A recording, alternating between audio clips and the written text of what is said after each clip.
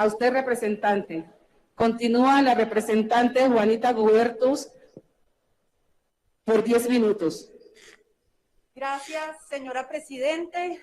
Un saludo a todos mis colegas, al ministro, a los generales, distintos miembros de la Fuerza Pública y, por supuesto, a los ciudadanos y ciudadanas que nos siguen en esta transmisión esta tarde. Ministro Molano, yo creo que usted se merece esta moción de censura porque usted y el gobierno Duque han puesto a los miembros de nuestra fuerza pública a responder por un problema que es principalmente económico y social. Y haber tomado esa decisión ha tenido costos gravísimos en términos de violaciones a los derechos humanos, en términos de pérdida de efectividad de nuestra fuerza pública, que tendría que estar atendiendo otras muy graves amenazas que existen en el territorio, y ha tenido efectos gravísimos de pérdida de legitimidad y de debilitamiento, y tengo que decir en muchos casos incluso rompimiento de la confianza entre la ciudadanía y nuestra fuerza pública. El primer problema es un problema de diagnóstico, de cómo lee este gobierno y cómo ha leído el ministro Molano el problema. Y por supuesto que todo problema es un problema complejo, pero la manera en la cual el ministro y este gobierno ha leído este problema que hemos tenido a lo largo de este último mes es que, y lo repitió ayer el ministro en el Senado, es que hemos estado frente a un ataque sistemático y coordinado a una estrategia de desestabilización del país en cabeza de las disidencias de las FARC, del ELN y apoyados por Venezuela, Cuba y Rusia. Yo no creo que no exista algunos vínculos. No creo que uno pueda negar que históricamente en distintas protestas en el país ha habido infiltraciones. Algo de eso sin duda puede estar ahí. Pero tener esa lectura al problema, aproximarse hacia el problema, niega y desconoce de entrada que este país lleva como resultado de la pandemia, encima ya de un país supremamente desigual, entre los 12 más desiguales del mundo y con altísimos estándares de pobreza, que como resultado de la pandemia, 3.55 millones de colombianos entraron a la pobreza. Desconoce que 4 millones, sobre todo, de jóvenes y mujeres se quedaron desempleados como resultado de esta pandemia. Desconoce que 2.4 millones de hogares en Colombia pasaron a comer menos de 3 comidas al día. Desconoce que 100.000 estudiantes desertaron de su estudio como resultado de esta pandemia y de las cuarentenas. Ese es el panorama al que tenemos que aproximarnos para entender el fenómeno, no desconociendo que hay otros escenarios de complejidad, pero eso me pone en un escenario completamente distinto de diagnóstico. Cuando uno tiene ese escenario distinto de diagnóstico, no parte de la aplicación, en mi opinión, muy problemática jurídicamente, de un código de policía que supone que la asistencia militar se da por una grave alteración de la seguridad y la convivencia. Cuando veníamos históricamente, y generales, ustedes participaron de eso, de un escenario en el Consejo de Seguridad Nacional en el gobierno anterior, donde la decisión de participación de fuerzas militares dependía del reconocimiento de un grupo como una parte en un conflicto armado a la luz del derecho internacional humanitario. Este gobierno rompe esa tradición y aplica el Código de Policía para una asistencia militar que va más allá de lo que permite el derecho internacional humanitario, que específicamente señala que excluye de la intervención de fuerzas militares disturbios y tensiones interiores. Eso nos lleva a un escenario en el cual no distinguen. En todas las intervenciones del ministro, de los generales, se habla por un lado de manifestantes pacíficos, pero luego empiezan a decir que los que hacen bloqueos son criminales. Entonces parece ser que lo mismo es bloquear que cometer un delito, como lo es saquear o como lo es atentar, por supuesto, contra la vida de nuestros policías. Cuando por supuesto que son escenarios distintos, difíciles.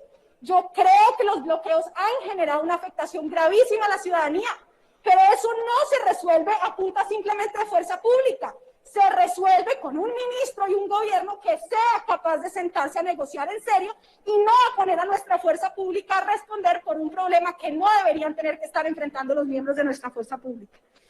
Al no distinguir esos escenarios de protesta pacífica, bloqueos, vandalismo e incluso escenarios de crimen organizado, empiezo a tener problemas gravísimos de roles y misiones y de uso de la fuerza. Y quizás el escenario más grave, la llegada del general Zapateiro a Cali, no solo a decir que en 24 horas resolvía el problema, sino peor aún, y nunca en mi vida, en el conocimiento que he tenido de la fuerza pública, había visto a un general del ejército pidiéndole a los miembros de la policía que le rindieran parte. Nunca había visto un escenario en el cual un general de las fuerzas militares le pidiera a los miembros de la policía que le respondieran como si fueran sus soldados.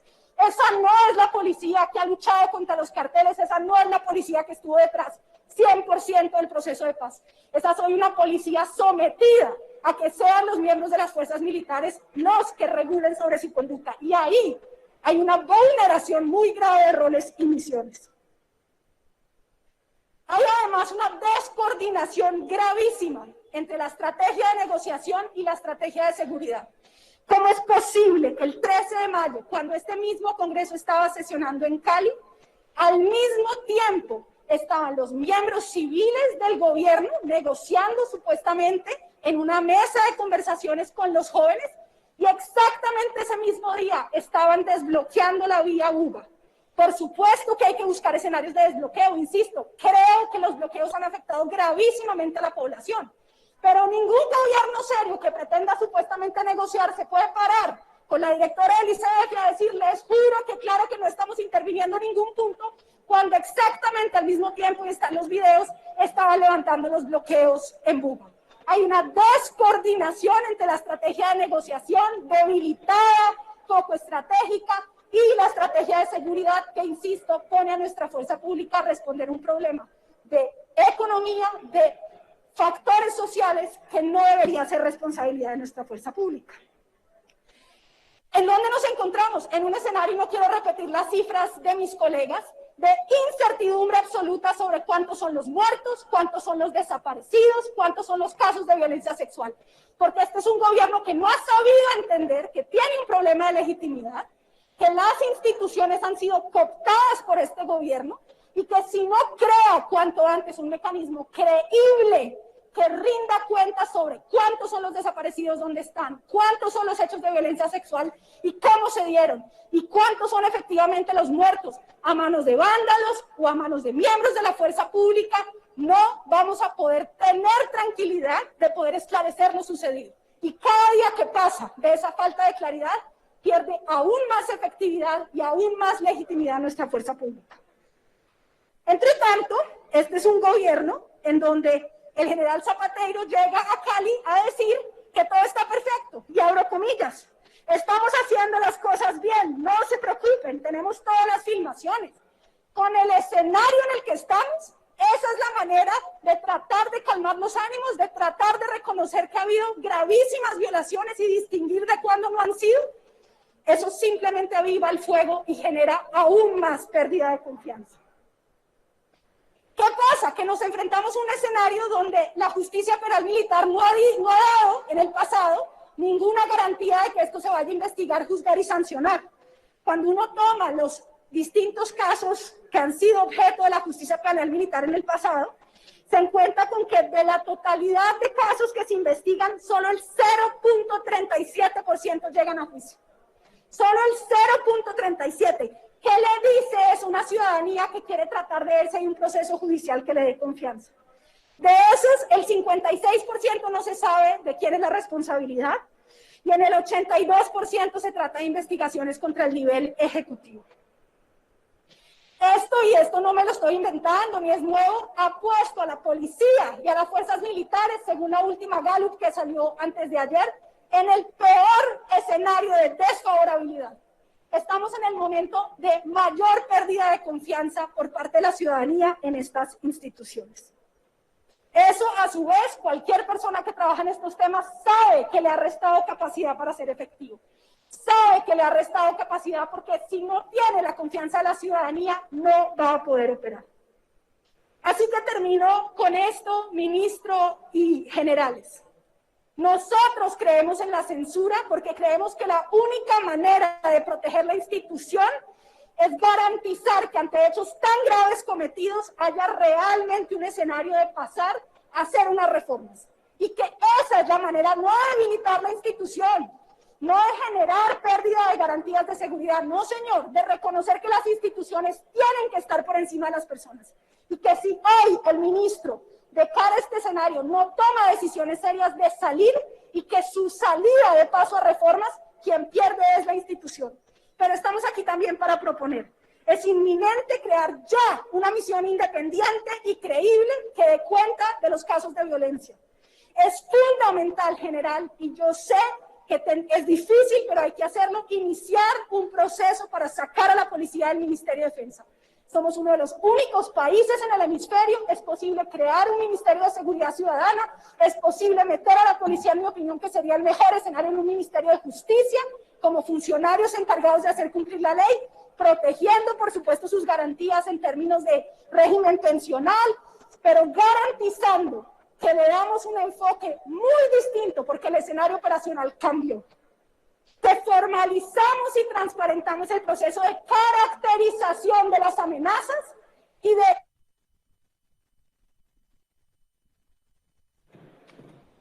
Por favor, un minuto más para la representante Juanita para que termine su intervención. Gracias, presidenta. Y de clarificación de roles y misiones. El conflicto armado nos puso históricamente en un proceso de confusión de roles y misiones entre ejército y policía. Es normal, pero el país no aguanta más y que quien se va a deteriorar por vía de esa confusión es justamente la legitimidad de nuestra fuerza pública. Y finalmente, si siguen poniendo a nuestros miembros de la fuerza pública a responder por una responsabilidad que es política, ministro, de ser capaces de negociar en serio, ceder y entender que este país está pasando por la peor crisis social y económica de los 100 años, si no lo hacen, quienes sufren son los miembros de nuestra fuerza pública y la legitimidad y efectividad de la institución. Por eso, ministro, usted se merece ser censurado.